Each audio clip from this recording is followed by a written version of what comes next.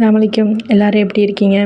இது ஒரு health powder recipe தான். குழந்தைங்களுக்கு ஒரு 6 மாதத்துக்கு அப்புறம் என்ன பவுட்ரு என்ன ஃபுட்டு கொடுக்கலான்னு யோசிச்சுட்ருப்பீங்க. ராகி கூழ்லேருந்து ராகி வந்து ராகி பால் எடுத்து கொடுக்கலாம். அதுக்கப்புறம் வந்து இந்த பவுட்ரு ட்ரை பண்ணுங்கள்.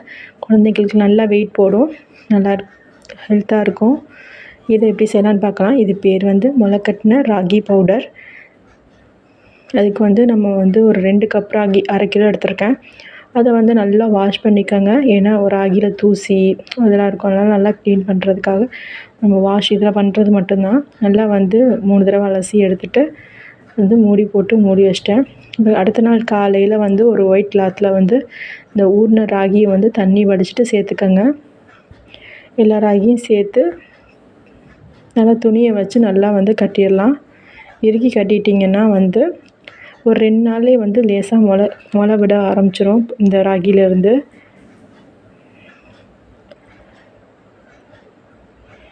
நான் வந்து 2 நாள் கழித்து எடுத்து பார்த்தேன். பாருங்கள், சின்ன சின்னதாக இப்போ தான் விட்டு வருதாங்க.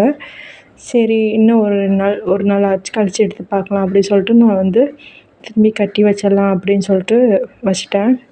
இப்போ ஒரு 2 நாள் கழித்து எடுத்தேன். நல்லாவே விட்டுருந்தாங்க. பாருங்கள், துணிக்கு வெளியவே விட்டு வந்துருச்சு. குழந்தைங்களுக்கு கொடுக்கறதுக்கு வந்து இந்த மாதிரி ஹெல்த்தான பவுட்ரு ரெசிபிலாம் நீங்கள் கொடுங்க. நீங்கள் வந்து வாங்குறதெல்லாம் அவாய்ட் பண்ணிவிட்டு இந்த மாதிரி நீங்களே வீட்டில் ஈஸியாக சிம்பிளாக செஞ்சு கொடுங்க. ஹெல்த் மிக்ஸ் வந்து தானியங்கள் இருக்கும், அதுவும் வாங்கிட்டு வந்து நீங்கள் பவுட்ரு பண்ணி கொடுக்கலாம். நான் வந்து இப்போ எல்லாத்தையும் வந்து பிரித்து விட்டேன். எல்லாம் வந்து ஒன்று ஒன்றா சேர்ந்துருந்துச்சு. பாருங்கள், எவ்வளோ அழகாக வந்து முளைச்சி வந்திருந்தாங்க. எல்லாத்தையும் தனித்தனியாக பிரித்து விட்டுட்டு வந்து 2 பிளேட்டில் மாற்றிக்கிட்டேன். ஏன்னா வந்து நல்லா காய வைக்கணும்னு சொல்லிட்டு. வெயில் நல்லா அடிக்கையில் ஒரு 3-4 நாள் காய வச்சாலே போதும், நல்லா காஞ்சிரும்.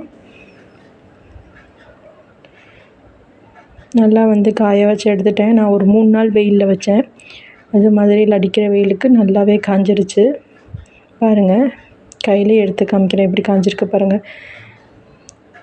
இந்த அளவு காஞ்சா போதும். இதோடு நம்ம வந்து நட்ஸ் சேர்த்துக்கலாம். இதுக்கு வந்து நான் ஒரு 20 முந்திரி எடுத்திருக்கேன். அந்த முந்திரி நல்லா ரோஸ்ட் பண்ணி எடுத்துக்கலாம். அதோடு வந்து ஒரு 20 பாதாம் எடுத்திருக்கேன். அதையும் நல்லா ரோஸ்ட் பண்ணிக்கிட்டு அதோட ஒரு 3 ஏலக்காய் சேர்த்து அதையும் எடுத்துக்கலாம். ஏலக்காய், முந்திரி, பாதாம் இதெல்லாம் ராகியோடு சேர்த்து நல்லா மிக்ஸ் பண்ணி விட்டுட்டு நம்ம வந்து மிஷினில் கொடுத்து நல்லா நைஸ் பவுடராக வந்து அரைச்சி எடுத்துக்கலாம்.